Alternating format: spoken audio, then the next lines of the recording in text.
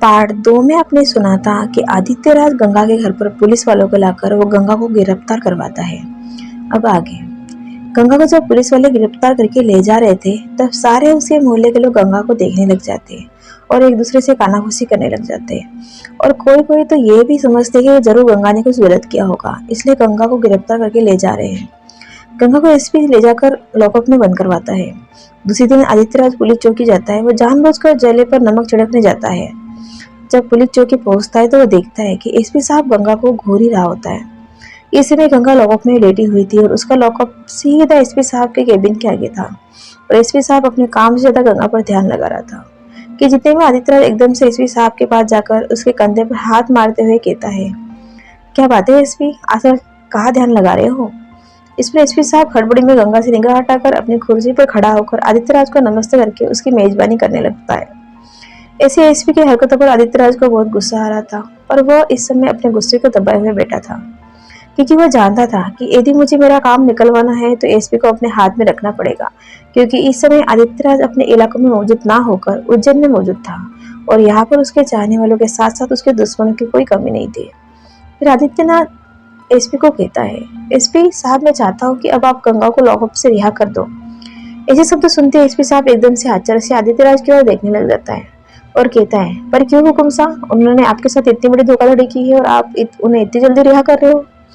इस पर आदित्य राज शातिर मुस्कान चेहरे को लाता हुआ कहता है, वो क्या है ना एसपी साहब, आज हम गंगा के आश्रम को हमेशा के लिए मिट्टी में मिलाने जा रहे हैं। हमारा बुलडोजर वहां पर अभी तक पहुंच गया होगा और मैं चाहता हूँ गंगा अपने आश्रम को ध्वस्त होते हुए अपने आंखों से देखे, जिससे उसका एटीट्यूड चकनाचूर हो और वो मेरे जैसे लोगों के साथ कभी पंगा लेने के बारे में ना सोचे। इस पर एसपी मुस्कुराता हुआ कहता है, क्या दिमाग लगाया हुकुम साहब आपने तो। इस पर तो आदित्य राज कहता है, हम राजस्थान के हुकुम साहब हैं, हम टेढ़ी उंगली से घी निकालना जानते हैं, ऐसे लोग हमें नहीं जानते। केक में एक शातिर मुस्कान देता है। फिर वो एसपी साहब आदित्य राज को जी हुकुम सा कर अपने गर्दन हिलाता है। आदित्य राज अपनी बात खत्म करके उठने को होता है, तभी उसके दिमाग में कुछ प्लान आता है और वो एसपी को कहता है, आप गंगा को आश्रम वाले रास्ते से ही ले जाइएगा। कहकर वो वहां से रवाना हो जाता है। दोपहर के वक्त एसपी अपने कुछ साथियों को गंगा को लॉकअप से बाहर निकालने के लिए कहता है, तो इस पर गंगा सवालिया नजर से एसपी की ओर देखने लग जाती है। तो एसपी साहब कहता है, वो हुकुम साहब ने आपकी बेल कर दी है और अभी आपको हमारे पुलिस गाड़ी में बैठना है, करके वो गंगा को गाड़ी की ओर इशारा करता है। गंगा एसपी साहब के मुंह से आदित्य राज का नाम सुनते ही उससे बहुत गुस्सा आता है और अपने पैर पटकते हुए अपनी मुट्ठी को खींचते हुए गाड़ी में जाकर बैठ जाती है। फिर एसपी भी आकर गाड़ी में बैठ जाता है और गाड़ी पुलिस चौकी से रवाना होकर गंगा के आश्रम का रास्ता पकड़ लेती है। इधर आदित्य राज अपना बुलडोजर आश्रम में ले जा चुका था और वो गंगा के आने का इंतजार कर रहा था। तो वो जैसे ही पुलिस कार को आश्रम के पास आकर रुकते हुए देखती है, वो बुलडोजर के ड्राइवर को बुलडोजर को आश्रम पर चढ़ाने का इशारा करता है। आश्रम के बच्चों और वहां कार्य करने वाले लोगों को पहले से ही बाहर निकाला जा चुका था। जैसे गंगा देखती है कि बुलडोजर उसके आश्रम पर चढ़ा जा रहा है, तो वो बहते हुए आंसुओं से नहीं करके जोर से चीखती है और आगे कहती है, प्लीज भगवान के लिए हुकुम साहब ने रुकवा दीजिए। लेकिन आदित्य राज गंगा की आवाज को अनसुना कर ड्राइवर को आश्रम के एक एक हिस्से को तोड़ने का इशारा करता जाता है। इधर आश्रम में काम करने वाले लोग और आश्रम में पढ़ने वाले बच्चे भी आदित्य राज के आगे हाथ जोड़कर उसे विनती करते आश्रम ना तोड़ने के लिए। लेकिन इस समय आदित्य राज आश्रम को ढलने की खुशी मना रहा होता है। आश्रम से खाली बच्चे और वहां कार्य करने वाले कर्मचारी ही बाहर निकले थे, लेकिन बाकी सारे खाने पीने पढ़ने लिखने की सामग्री उसके अंदर ही रह गई थी। गंगा बुलडोजर को अपने आश्रम को ध्वस्त करते देख वो पुलिस गाड़ी से उतरकर आश्रम की ओर दौड़कर जाने का प्रयत्न करती है, लेकिन पुलिस वाले उसे मजबूती से पकड़ रखते हैं। इसे गंगा वही खड़ी की खड़ी अपने डबडबाई आंखों से अपने आश्रम को ध्वस्त होते हुए देख रही होती है और साथ में अपने सपनों को भी चकनाचूर होते हुए देख रही होती है। थोड़ी देर में आश्रम एक मलबे में बदल जाता है और ये देखकर आदित्य राज खुश हो जाता है और अपनी तिरछी नजर से गंगा को देखकर अपने जेब में से मोबाइल निकालकर किसी का नंबर डायल कर खुशी से चहकते हुए कहता है, राजा साहब हमारा काम हो चुका है, करके वो फोन काट देता है। आश्रम को मलबे में बदला देख गंगा पूरे अपने शरीर का जोश लगाकर पुलिस वाले की पकड़ से भागते उस मलबे के पास जाकर मलबे में से एक एक चीज को उठाकर फूट फूट कर रोने लग जाती है और उसे निहारती रहती है।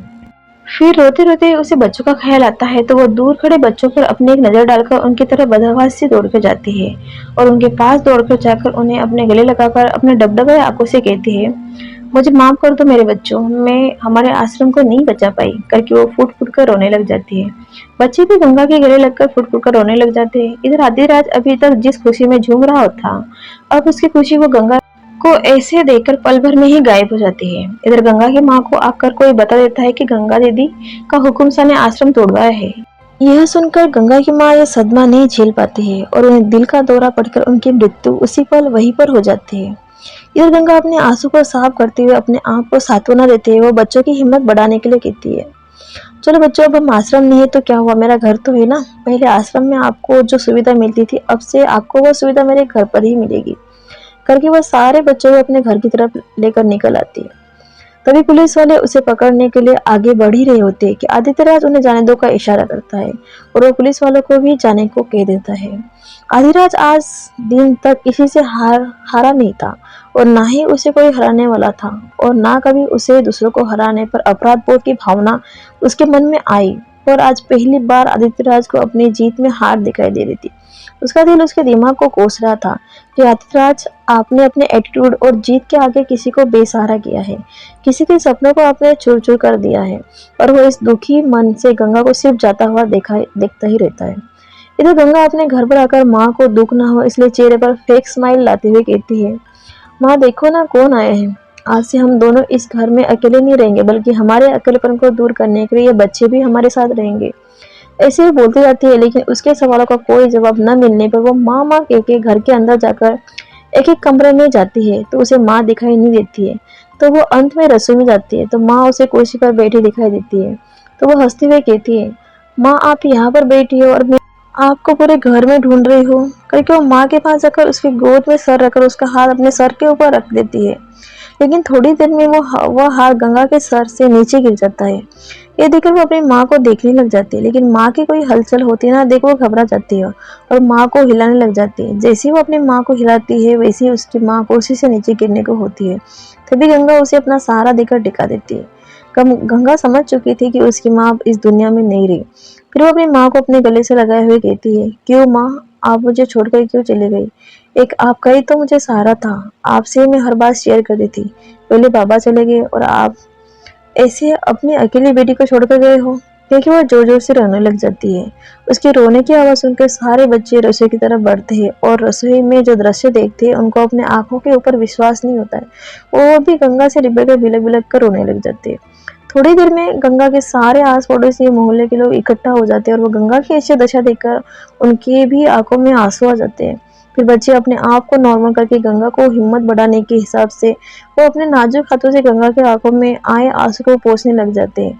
गंगा ऐसे अपने छोटे छोटे आश्रम के बच्चों को अपने नाजुक नाजुक हाथों से उसके आंसू पोंछते देख वो उन्हें कस के अपने गले लगा लेती है। इधर आदित्यराज का सेक्रेटरी गोविंद जाकर गंगा के माँ के देहांत के बारे में आदित्यराज को बता देता है। गोविंद के मुंह से ये बात सुनकर उसे अपने आज की हरकत पर बहुत शर्मिंदगी और दुख महसूस होता है और उसे अपने आप पर गुस्सा भी आता है और वो गुस्से से अपने हाथ में कांच का गिलास लेकर उसे अपने हाथ में दबाकर तोड़ देता है, जिससे कांच के बहुत से टुकड़े उसके हाथ में घुस जाते हैं। ये देखकर गोविंद डर जाता है और दौड़कर आकर आदित्यराज के हाथ को पकड़कर किसी को फर्स्ट एड लाने के लिए कहता है और डॉक्टर को फोन करने के लिए कहता है।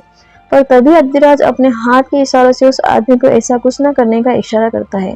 इस पर चिंता भरे स्वर में गोविंद कहता है, पर हुकुम साहब आपके हाथ से इतना खून बह रहा है और काफी कांच के टुकड़े भी आपके हाथ में घुस चुके हैं, इसलिए अभी हमें तुरंत डॉक्टर को बुला देना चाहिए।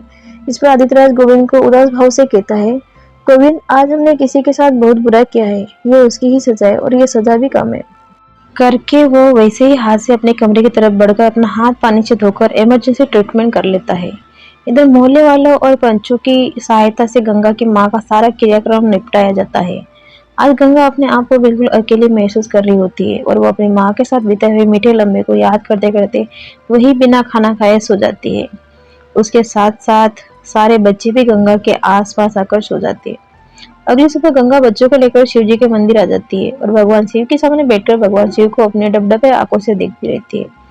तभी महंत वहां पर आते हैं और गंगा और बच्चे महंत को देखकर उनके पैर छूते हैं। महंत गंगा को कहते हैं, मुझे पता था आपकी राह पर कांटे बिछे हुए हैं, लेकिन भगवान इतने कठिन कांटे बिछाएंगे कभी सोचा नहीं था। महंत गंगा के बेबसी को जानते थे। वो गंगा को धीरे से कहते, बेटा यदि आप बुरा ना माने तो मैं आपकी कुछ सहायता कर सकता हूँ। तो इस पर गंगा अपने डबडबे आंखों से महंत के सामने हाथ जोड़ते हुए कहती है, प्लीज स्वामी जी, मुझे कुछ नहीं चाहिए, आपसे बस आपके आशीर्वाद की जरूरत है। इस पर महंत गंगा के सर पर अपना हाथ फेरते हुए कहते हैं, बेटा ऐसे नहीं तो भगवान शिव का प्रसाद समझकर ही ले लो, जिस दिन आपके पास धन दौलत आ जाएगी तब लौटा देना। इस पर गंगा ना ना करके अपनी गर्दन हिलाती है। इस पर महंत कहते हैं, बेटा अपना नहीं तो इन बच्चों के लिए ही ले लो, करके वो मंदिर के दान में से कुछ पैसे और खाने पीने की सामग्री गंगा को पकड़ा देते हैं। फिर गंगा उस सामग्री और पैसों को लेकर बच्चों के साथ घर चली जाती है। गंगा जब घर पर आती है तो वह देखती है कि घर पर जिन बच्चों के माता पिता थे वह गंगा के घर पर आकर गंगा का ही आने का इंतजार कर रहे थे। जब गंगा उनको दिखती है तो वो गंगा के सामने अपने नम आंखों से हाथ जोड़कर कहते हैं, बहन जी, आपने अभी तक हमारे बच्चों के लिए बहुत कुछ किया, लेकिन अब आपकी स्थितियाँ वो नहीं रह चुकी कि क्या आप इन्हें और लंबे समय के लिए संभालें और पढ़ा लें। तो हम चाहते हैं कि हम अपने बच्चों को साथ ले जाए। इस पर गंगा गुस्से से कहती है, मतलब बच्चों को घर पर ले जाकर उनसे मजदूरी करवाओगे और उनसे उनके बचपन जीने का हक छीन लोगे, ये कहना चाह रहे हो ना। इस पर बच्चों के माता पिता अपने आंखें में पानी लाते हुए कहते हैं, बहन जी, हम खुद भी ये नहीं चाहते, लेकिन कभी कभी परिस्थिति बस ऐसा हो जाता है। हम आगे कोशिश करेंगे कि उनके ऊपर कम से कम घर की जिम्मेदारियां सौंप दी जाए। इस पर गंगा तपाक से कहती है, और उनकी पढ़ाई का क्या होगा। इस पर उन बच्चों के माता पिता मौन रहते हैं। तब गंगा कहती है, आप बच्चों को लेने आए थे, लेकिन आपको उनके भविष्य की चिंता नहीं है, आप जाइए यहाँ से, मैं देख लूंगी, उन्हें पढ़ा लूंगी। के वो बच्चों को एक कमरे में बिठाकर पढ़ाने लग जाती है। ये देखकर बच्चों के माता पिता अपने मन में गंगा को आशीर्वाद देते हुए निकल जाते हैं। इधर आदित्य राज अभी तक अपने कर्तव्य की याद करके दुखी ही था। तभी उसे राजस्व का फोन आता है और वो उसे किसी जरूरी काम की वजह से तुरंत राजस्थान बुलाते हैं। आदित्य राज का मन तो नहीं कर रहा होता है कि वो उज्जैन को छोड़कर जाए, पर फिर भी वह राजस्व की आज्ञा का पालन करते हुए अपनी जाने की पैकिंग कर लेता है। पर जाने से पहले वह एक बार गंगा की शक्ल देखना चाहता है, इसलिए वह शाम के वक्त शिवजी के मंदिर आता है और वहां जाकर नदी के किनारे बैठ जाता है। तो उसे नदी के पानी से कुछ कागज के टुकड़े तैरते आते दिखाई देते हैं। तो वह अपनी नजर आगे की ओर बढ़ाता है तो गंगा उन कागजों के टुकड़ों पर कुछ लिखकर उन्हें पानी में बहा रही होती है। ये देखकर आदित्य राज उन कागजों के टुकड़ों को पानी में से एक एक कर उठा लेता है और पढ़ने लग जाता है। क्या होगा आगे? क्या लिखा है उन कागजों के टुकड़ों पर? क्या आदित्य राज हमेशा के लिए इंदौर से दूर चला जा रहा है? जानने के लिए इस कहानी का पार्ट 3 देख लीजिए। धन्यवाद।